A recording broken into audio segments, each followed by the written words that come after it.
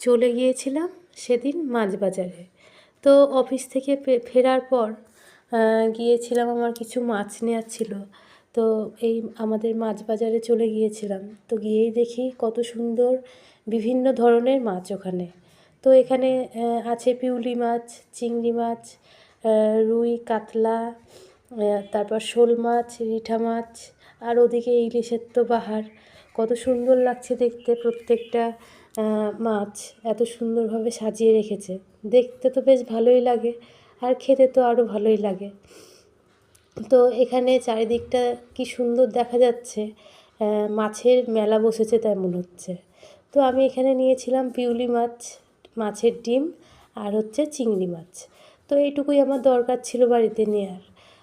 তো সেই জন্যে এইগুলোই আমি নিলাম। তো বাকি আর তারপরে এখানে দেখা যাচ্ছে এত বড় একটা ভেটকি মাছ। তো ভেটকি মাছ আছে, আর সাইডে আছে পমফ্রেট, আর ইলিশের তো কত সুন্দর সমাহার বসেছে। তারপরেই আছে গলদা চিংড়ি, আর এদিকে ছোটো চিংড়িও আছে। তারপরে এই মাছটা দেখতে পেলাম রিঠা মাছ। তো দেখুন কীরকম নড়ছে মাছটা, একদম জ্যান্ত।